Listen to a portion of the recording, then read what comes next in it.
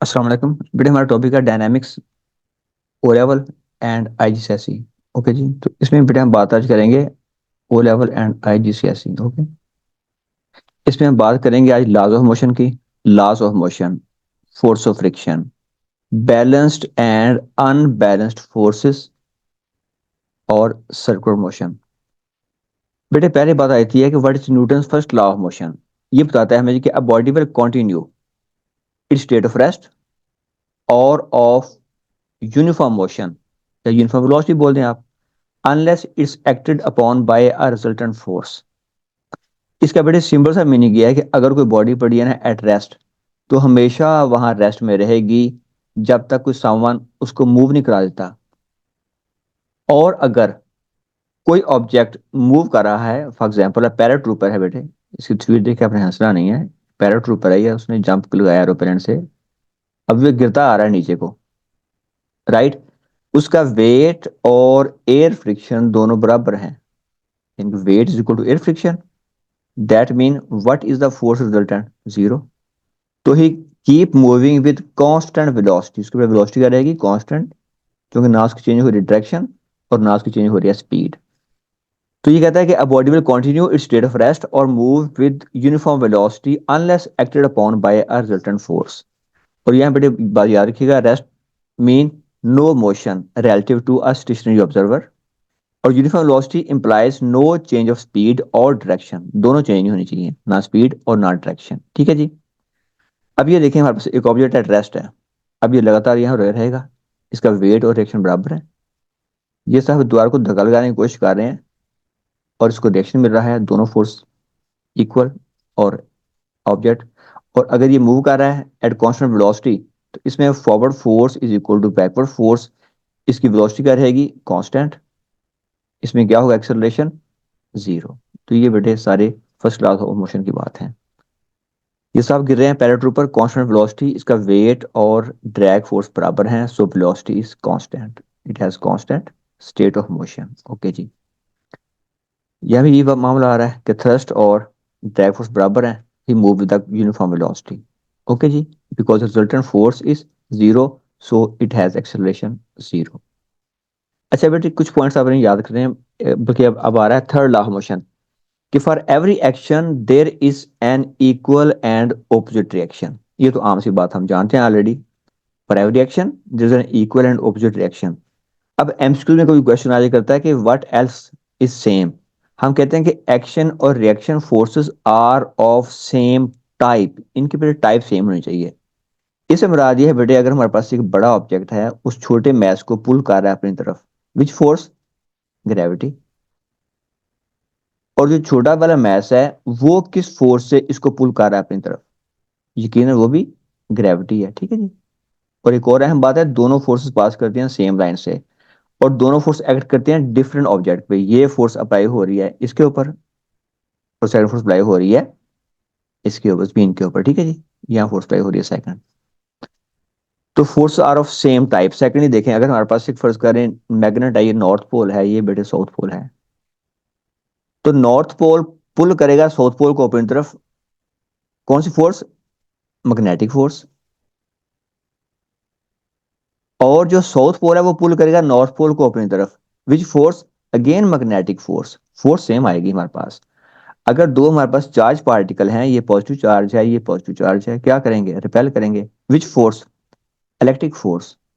तो ये बेटा इलेक्ट्रिक फोर्स आ गई। ठीक है जी, इलेक्ट्रिक। ठीक है जी, एफ बोलते हैं, एफ इलेक्ट्रिक फोर्स आ गई। तो बेटे जो इसको मिलेगी repulsion, that's also the electric force, तो force of same type. And जो line of action of force है वो पास करेगी सेम लाइन से। और अगर ये ऑब्जेक्ट ए है, ये ऑब्जेक्ट बी है, तो ऑब्जेक्ट ए एक्सर्ट कर रहा है force on b, f a b, और जो बी है बेटे वो फोर्स कर रहा है ए के ऊपर, but in the opposite direction. ये साइन नेगेटिव आ गया। ठीक है, तो दोनों फोर्स की मैग्नीट्यूड सेम, डायरेक्शन ऑपोजिट, पास थ्रू सेम लाइन, ये बात लिखी गई है। This action and reaction forces act on different bodies, not on same body. These action and reaction forces act in opposite direction. This action and reaction forces act for same duration and even pass through same line as I told you previously. Pass through same line. Pass through same line. बेटा ये भी काम होगा इनका, ठीक है जी।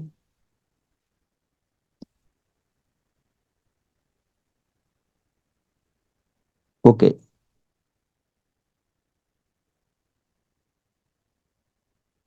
ये देखने बेटा दोबारा वही बातें कि एक्शन फोर्स और reaction pass through same line, act on different bodies. ये एक्ट हो रही है दीवार के ऊपर, ये फोर्स हो रही है हैंड के ऊपर। जमीन पुल कर रही है, ये जमीन फोर्स पर अप्लाई कर रही है डाउनवर्ड, ये एक्शन है। एरोप्लेन जमीन को खींच रहा अपनी तरफ, ये रिएक्शन फोर्स है। दोनों बराबर, but on different bodies, pass through same line, same in magnitude. Right जी, तो ये हर इक्विलिब्रिटी मामला सेम होंगे। फोर्स को हम डिफाइन कैसे करते हैं? फोर्स इज अ पुश और pull apply to an object. या जो हमने बोला था in the chapter of momentum, इसकी फर्दर आप डिटेल, फॉर मोर डिटेल आप वीडियो देख लें मोमेंटम वाली। फॉर मोर डिटेल मोमेंटम की वीडियो देखनी है आप लोगों ने, उसमें अर्ज किया गया है आपसे बेटे कि force is equal to rate of change of momentum. ये सेकंड लॉ ऑफ मोशन भी है और ये फोर्स की डेफिनेशन भी है। तो यहाँ हम सिंपली इसको करें डिस्कस। फोर्स का पुश और pull apply to the object, F equal to mass into acceleration. F equal to हमारे पास क्या आ गया, एम ए। वहां बेटे एम हमारे पास क्या है जी, एफ फोर्स है, एम इज मैस, और बेटे ए क्या आ गया जी, एक्सेलरेशन। और यूनिट क्या होगा जी, 1 न्यूटन। इसका यूनिट है फोर्स का बेटे, equal to 1 kilogram into 1 metre पर सेकंड स्क्वायर। ये इसका यूनिट आ गया जी। एग्जाम्पल है बेटे weight, friction, electric force, magnetic force. फोर्स को हम किससे करते हैं यार, ये देख लें जी, न्यूटन मीटर। किससे जी, बाय स्प्रिंग बैलेंस, या हम बोलते हैं बेटे न्यूटन मीटर। न्यूटन मीटर, ये आपने लैब में यूज किया है, एटीवी में ये आपसे बात पूछ सकता है। या बाय स्प्रिंग स्केल, इसे आप कंप्रेशन बैलेंस भी कह देते हैं, ठीक है जी। ये मैस हो रहा है मेयर यहाँ पे, ठीक है, और बेटे यहाँ वेट हो रहा है मेयर, it's weight. Problem see, state two effects which a force may have on object. हम 5 इफेक्ट्स की बात कर देते हैं बेटे। It may have 5 effects. Number 1, force can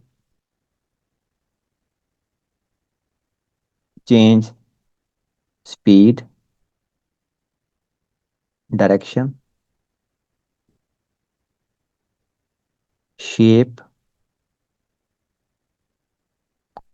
write, और can start the object, can stop the object, ठीक है जी। तो ये बेटे फोर्स तमाम काम कर सकती है। अच्छा बेटे, फोर्स के दो फॉर्मूले हैं अहम से, वो आपने याद रखने हैं कि एक बेटे फॉर्मूला हमारे पास है एफ इक्वल एम ए। ये बेटे फॉर्मूला आपने वहां अप्लाई करना है जहां पे स्मूथ सरफेस है। क्या है सरफेस भाइयों, स्मूथ सरफेस। यहाँ बेसिकली हमारे पास जो फोर्स ऑफ फ्रिक्शन है वो जीरो लेते हैं हम लोग, ठीक है। उस केस में भी है formula f equal to m a, simple apply करना है आप लोगों ने। अभी हम इसको ट्राई करते हैं अगले क्वेश्चन में। और बेटे अगर फ्रिक्शन है हमारे पास, यहाँ पे आ गया जी, ये एक ब्लॉक है, इसका मैस एम है, ये फोर्स फॉरवर्ड आ रही है, ये फ्रिक्शन आ रही है बैकवर्ड। तो यहाँ बेटे फॉर्मूला होगा हमारे पास F minus F equal to M. जहां भी फोर्स ऑफ फ्रिक्शन होगी या फोर्स एक्ट करेगी इन द ऑपोजिट डायरेक्शन, तो ये हमारे पास मामला आएगा for unbalanced forces. Please look at the question. A car of mass 500 kg accelerate steadily from rest। u बेटा क्या आ गया, 0। 20 मीटर पर सेकंड, ये v आ गया 20 मीटर पर सेकंड, ठीक है जी। टाइम आ गया 10 सेकंड।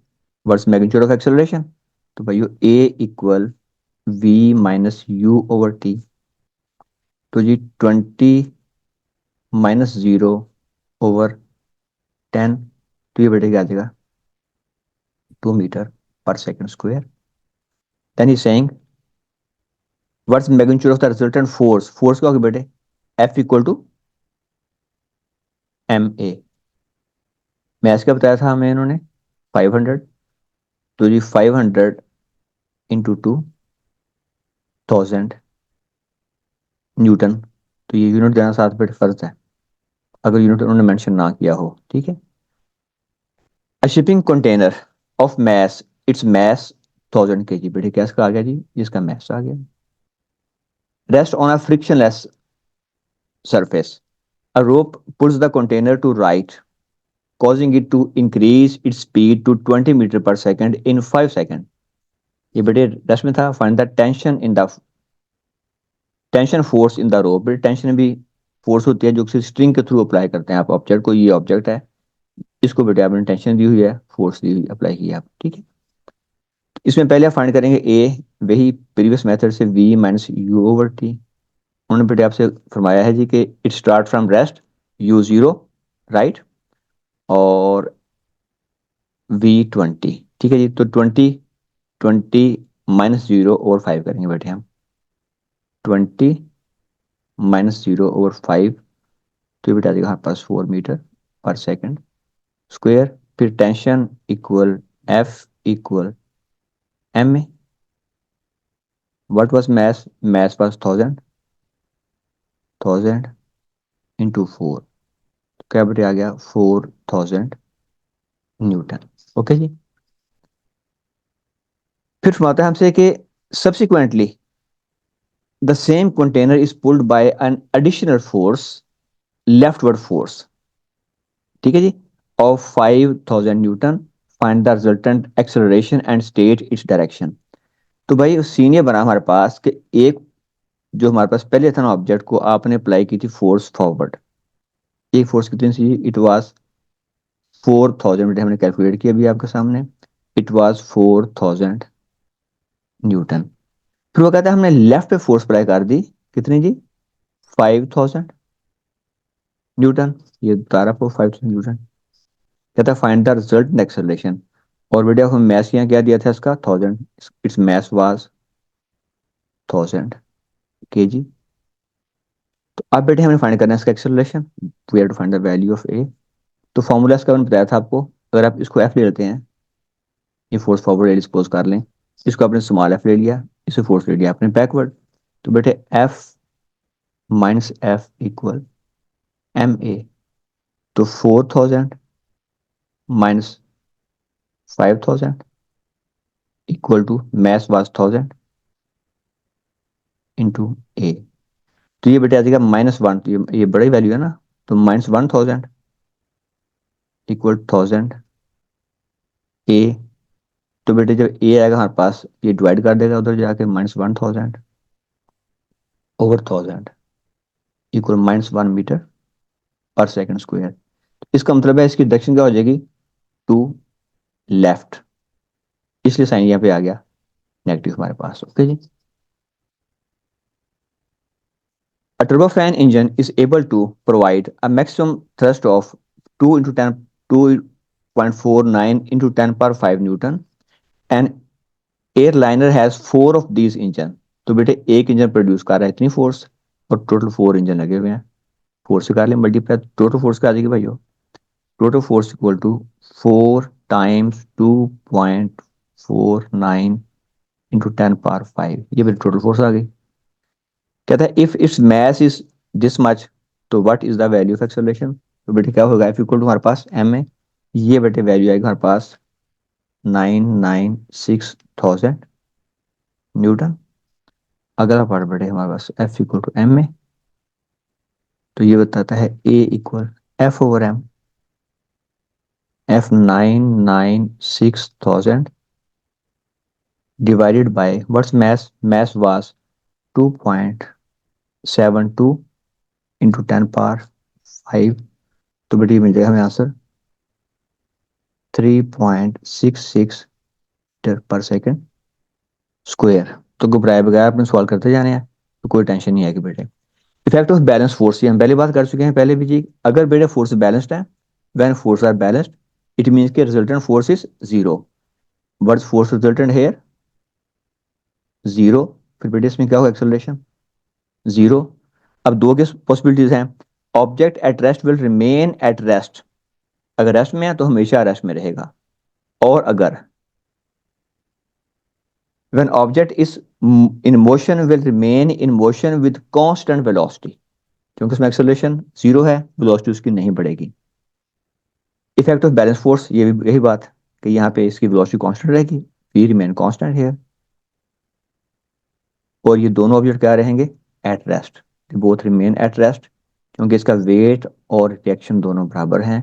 ये भी बेटे वेट है और ये रिएक्शन दोनों बराबर हैं, तो ये बैलेंस फोर्स आ गया हमारे पास।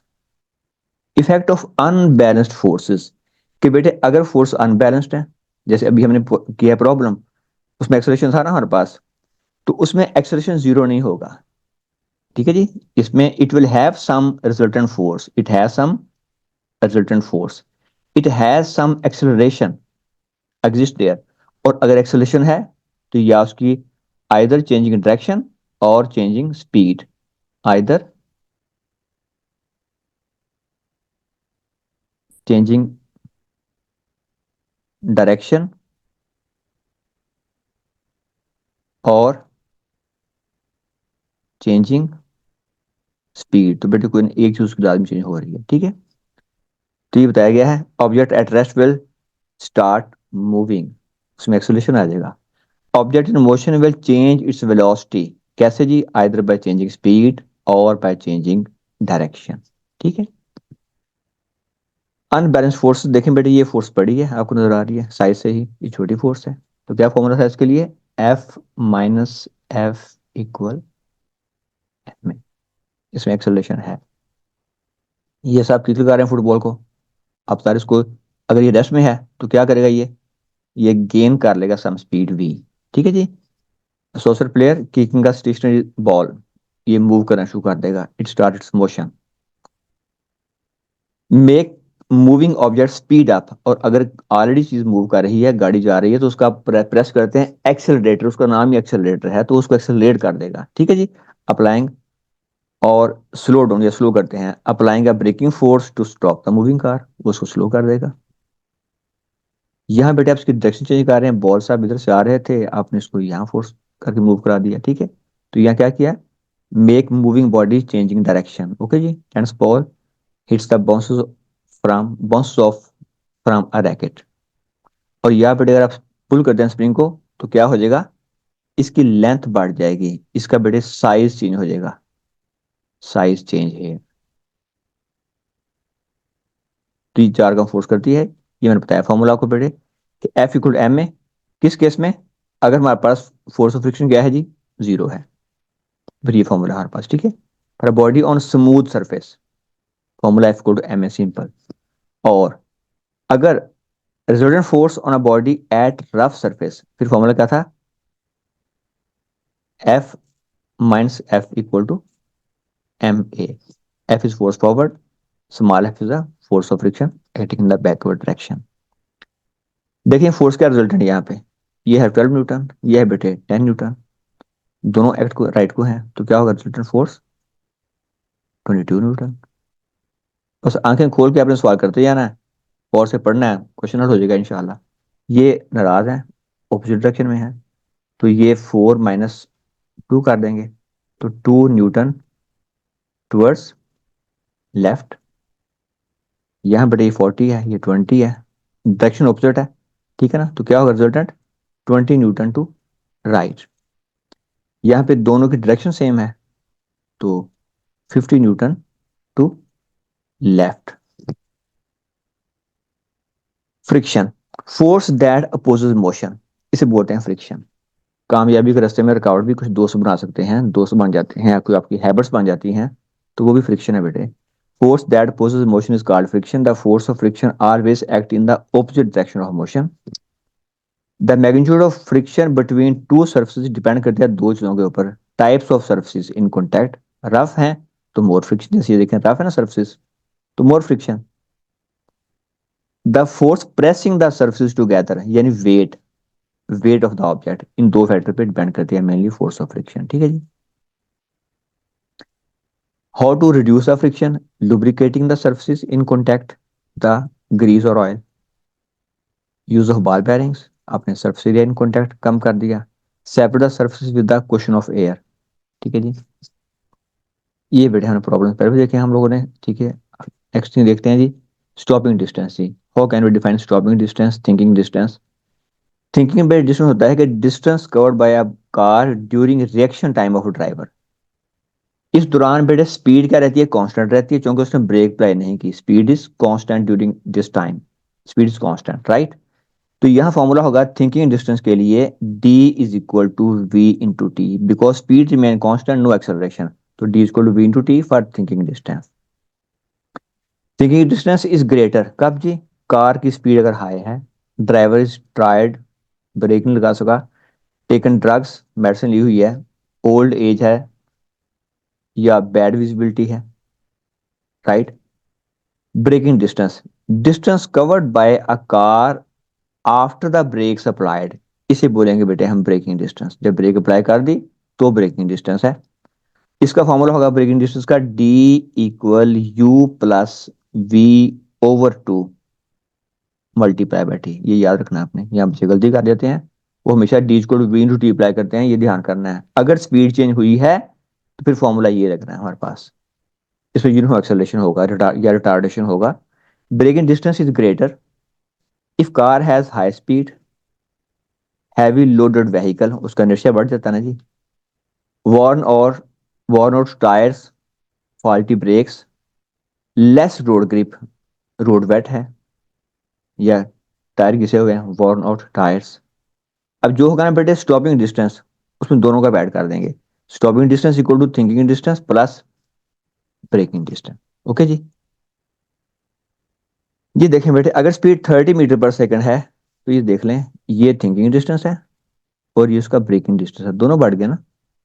और ये स्पीड 15 मीटर पर सेकंड है, हाफ कर दी ना, तो थिंकिंग डिस्टेंस भी कम है और ब्रेकिंग डिस्टेंस भी कम है। तो बेटे गाड़ी को चलाते हुए रोड्स के हवाले से स्पीड का ध्यान रखा करें। Circular motion, when a force act in the same direction, तो वो उसकी वेलोसिटी को बढ़ा देता है। मतलब ये बेटे ऑब्जेक्ट है, ये ऑलरेडी फर्ज कर लें इधर जा रहा था, मूव कर रहा था, राइट। आपने इस तरफ फोर्स अप्लाई कर दी, इसकी स्पीड बढ़ जाएगी, वी इंक्रीज, स्पीड इंक्रीज कर जाएगी। तो अगर बेटे फोर्स स्पीड की डायरेक्शन में है तो स्पीड को इंक्रीज कर देगी। लेकिन अगर फोर्स स्पीड के परपेंडिकुलर है तो वो उसकी डायरेक्शन चेंज करेगी। तो when the force act in the same direction as velocity, only the magnitude of velocity is changed. But a force acting perpendicular to the direction of velocity will only change the direction of velocity without changing the magnitude of velocity. ये magnitude change नहीं करेगी, उसकी सिर्फ direction change कर देगी। ये देखें बेटे हमारे पास, ये सन, ये हमारी जमीन, ये बेटे सन की आगे ग्रेविटी, जिस तरह फोर्स होना है आप जानते हैं, इक्वल क्या होता है, एम में, in the same direction we have acceleration. और ये वेलोसिटी है इसकी, अलोंग टेंजेंट टू सर्कल। क्या होगी जी, along tangent to circle, tangent. और खुदा ना खासा सन गायब हो जाए तो जमीन सीधी बेटे फिर इस लाइन में आगे चली जाएगी, ठीक है, किसी और सन को ढूंढ लेगी। Characteristics of the uniform circular motion. Although speed of the stone is constant, its velocity is not. The direction of velocity is changing continuously. Since velocity of stone change with time, stone has the acceleration.